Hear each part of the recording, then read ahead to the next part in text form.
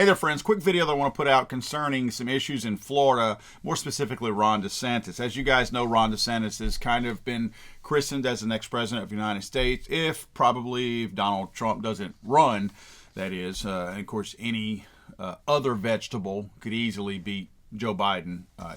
I could beat Joe Biden if I ran for president today.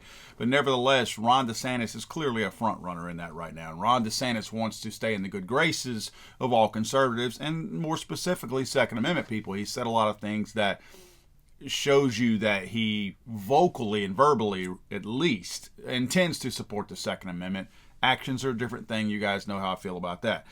It looks like Ron DeSantis may have some decisions to make because today, and I'll be reporting on this later on with a very special guest appearance by my friend Louis Valdez. He's also with Gun Owners of America, being the director in Florida. Louis will be at the 20th annual Ronald Reagan Black Tie and Blue Jeans Barbecue hosted by the Volusia County Republican Executive Committee. Now, why is that such a big deal? It's because there are some things in Florida that allow Floridians to carry guns in certain places based on preemptive laws that they have over there. At this particular event, however, firearms are not going to be allowed. Now, you may be thinking, not a big deal, right? The governor of the state and possible presidential candidate is going to be there. It doesn't matter.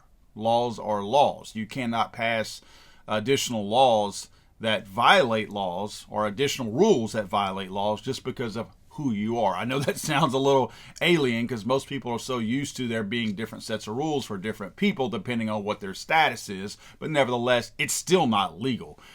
They've passed a rule for this particular event, and at least they're saying that the campaign of DeSantis is the one who is pushing this rule, that wherever Ron DeSantis goes to campaign, no firearms are allowed, regardless of what the existing rules were for that particular area. Now, what makes this a little bit unusual is this is actually a city-owned facility where they're having this event.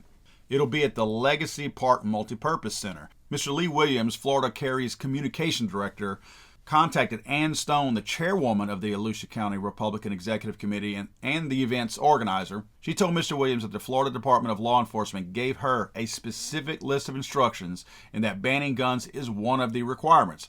When pressed further on that, she said, "All I know is that he will not appear," meaning DeSantis, "if there are guns there. It's more his campaign. They're not organizing the event, but they gave us the rules for him being on board, and that's the rules they gave us." Now, what happens is, by not allowing firearms here, this possibly violates Florida's state preemption law, statute 790.33. So we have to ask ourselves, why is this law even in place if we're not going to follow it? In fact, the governor had signed in some additional teeth, if you will, into the bill to make it a little bit harsher and harder for people to actually violate. This preemption law essentially says, it names specifically what areas are and can be gun-free zones, and everything else cannot be a gun-free zone regardless of what your circumstances are. Friends, I'll have more on this afternoon. I'm not trying to bash on DeSantis or anybody else, but I think it's very important that we get the correct and the right information out there, and this is the right information right now. What would I suggest they do? I would suggest they find an area, if they want to stick to their no guns allowed whenever DeSantis is around policy, that they pick a place that doesn't have a law already in place that they would be violating by implementing that new rule that they have with with DeSantis being around and no guns being around. That's an easy thing to do. They should very much look into that and allow DeSantis to save face if he's going to continue on as a Second Amendment supporter. But by violating this law, he is going to turn some people off who would normally have voted for him. More on this later on today.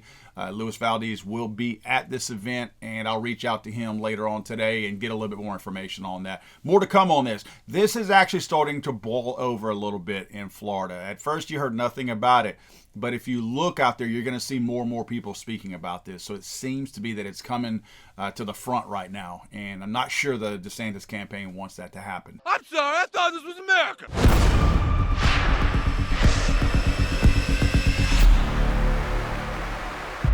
Survival!